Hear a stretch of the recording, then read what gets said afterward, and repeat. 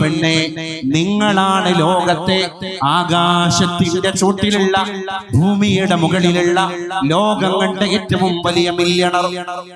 അപ്പൊ കോടികളുടെ അട്ടി അവിടെ വേൾഡ് ബാങ്കിൽ, സ്വിസ് ബാങ്കിൽ, ഇവിടെ അവിടെ ഇൻവെസ്റ്റ് ചെയ്ത ആളല്ലേ? അല്ല. കാരണം അയാൾക്ക് ചിലപ്പോൾ സമാധാനം ഉണ്ടാവില്ല, അയാൾക്ക് ചിലപ്പോൾ ആഫിയത്ത് ഉണ്ടാവില്ല, അല്ലേ?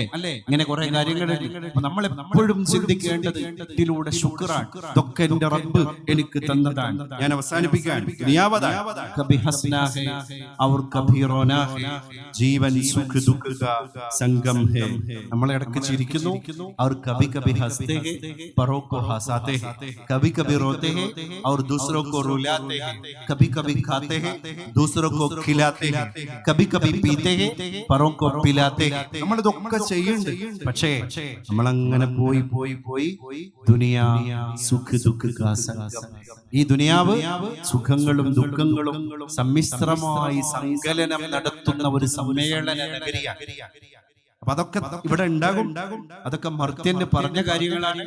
അതിനൊക്കെ അതിജീവനം നടത്തിയിട്ട് മരിക്കാൻ കഴിയാ, സ്വാലിഹായ രീതിയിൽ ജീവിച്ച് സ്വാലിഹായ രീതിയിൽ മരിക്കാൻ കഴിയാന്നുള്ള സൗഭാഗ്യം, അതിന്റെ ഇടയിൽ സ്ലിപ്പ് സംഭവിക്കാതെ, ആത്മീയമായ പാശത്തിൽ നിന്ന് മാറി സഞ്ചരിക്കാതെ നമ്മൾ ശക്തമായ രീതിയിൽ മുന്നോട്ട് പോകാൻ നമുക്ക് സാധ്യമാവുക എന്നുള്ളതാണ് നമ്മുടെ മഹോന്നതമായ ദൗത്യം.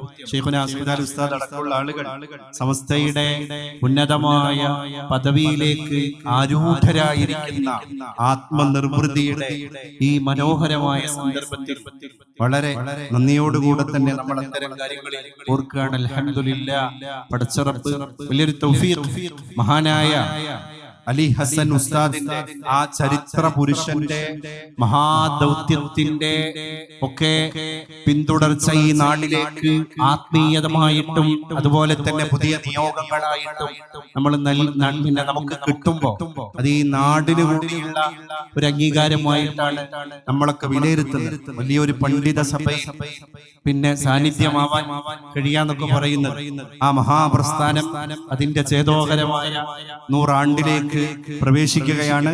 സമസ്ത കേരള ജമിയത്തുൽ ഉലമയുടെ മഹാസമ്മേളനം കടന്നു വരികയാണ്. ഇങ്ങനെയുള്ള മനോഹരമായ സന്തോഷദായകമായ സന്ദർഭത്തിൽ ഈ ഉമ്മത്ത് അന്തസ്സോടുകൂടെ, ആഭിമാന ബോധത്തോടുകൂടെ, അതിന്റെ ആഭിജാത്യ ബോധത്തോടുകൂടെ വേറിട്ട് നിൽക്കുകയാണ്.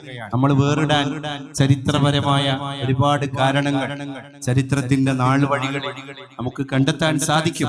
അതിനൊക്കെ മുറുകെ പിടിച്ച് അഭിമാന ബോധത്തോടെ, അസ്തിത്വ ബോധത്തോടെ നമുക്ക് മുന്നോട്ട് പോകാൻ അല്ലാഹു തൗഫീഖ് നൽകി അനുഗ്രഹിക്കും.